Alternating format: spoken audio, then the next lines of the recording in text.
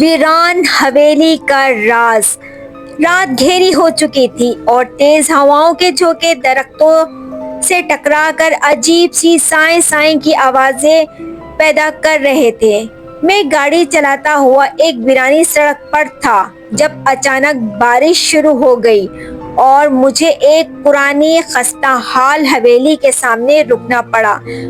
حویلی کے بوسیدہ کھڑکیوں اور دروازے خوفناک لگ رہے تھے، جیسے کسی بھوت کے چہرے پر پڑی جھریاں ہوں۔ بجلی کڑکڑا رہی تھی اور ہر کڑکڑاہٹ کے ساتھ حویلی کا بھیانک حلیہ نظر آ رہا تھا۔ میرے پاس کوئی چارہ نہ تھا سوائے اس کے کہ میں اس حویلی میں پناہ لوں۔ دروازے پہ ہلکی سی دستک دی تو وہ چڑچڑاہٹ کے ساتھ خود ہی کھل گیا۔ اندر سے ایک سرد باسی ہوا کا جھونکا آیا جس نے مجھے ہڈیوں تک ٹھنڈا کر دیا۔ اندر قدم رکھتے ہی ایک عجیب سی گھٹن محسوس ہوئی، جیسے صدیوں کی اداسی اور تنہائی اور حویلی کی دیواروں میں سمائی ہوئی تھی۔ میں نے اپنے موبائل نکالا اور اس کی ٹارچ جلا کر راستہ تلاش کرنا شروع کر دیا۔ مکڑیوں کے جالوں سے اٹی ہوئی سیڑھیاں اوپر کی منزل کو جا رہی تھیں، ہر قدم کے ساتھ لکڑی کے تختے چڑچڑاتے اور ایسا لگتا جیسے کوئی میرے پیچھے آ رہا ہو۔ میں اوپر پہنچا تو ایک بڑا سا کمرہ نظر آیا جس میں فرنیچر پر سفید چادر پڑی ہوئی تھی۔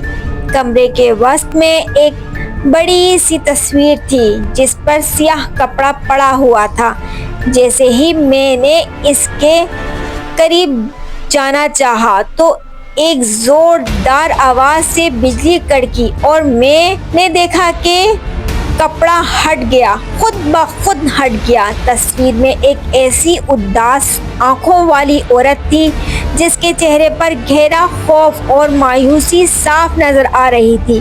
اس کی آنکھیں اتنی زندہ تھیں کہ مجھے لگا وہ مجھے گھور رہی ہے۔ اچانک ایک سرگوشی سنائی دی، "مت دیکھو، اسے مت دیکھو۔" میں نے چونک کر پیچھے مڑ کر دیکھا لیکن وہاں کوئی نہیں تھا۔ دل تیزی سے دھڑکنے لگا۔ مجھے لگا یہ میرا وہم ہے۔ میں نے ہمت کر کے دوبارہ تصویر کی طرف دیکھا۔ اس بار عورت کی ہونٹوں پہ ہلکی سی مسکراہٹ تھی، لیکن اس کی مسکراہٹ میں ایک عجیب خوفناک راز چھپا ہوا تھا۔ اس کی آنکھوں سے ایک آنسو ٹپکا اور تصویر سے ڈائریکٹ نیچے گیا، فرش پر۔ میں ایک دم خوفزدہ ہو گیا۔ نیچے فرش پر آنسو گر چکا تھا۔ یہ کیسے ہو سکتا ہے؟ اسی لمحے ایک زوردار چیخ گونجی، اتنی خوفناک کہ میرا دل دہل گیا۔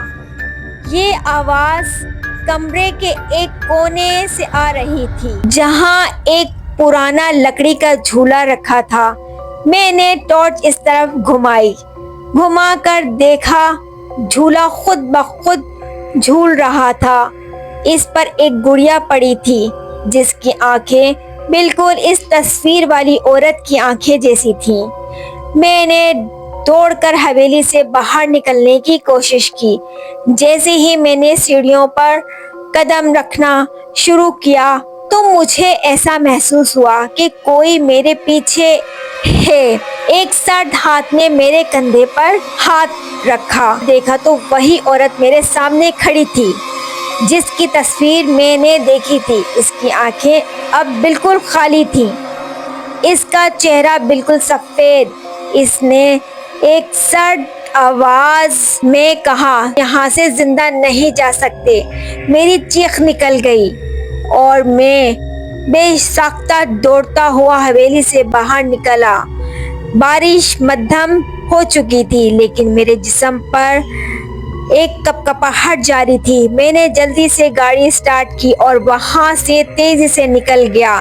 میں نے دوبارہ کبھی اس ویران حویلی کی طرف مڑ کر بھی نہیں دیکھا، لیکن آج بھی جب میں رات کو سونے جاتا ہوں تو اس عورت کی خالی آنکھیں اور خوفناک چیخ مجھے سنائی دیتی ہے۔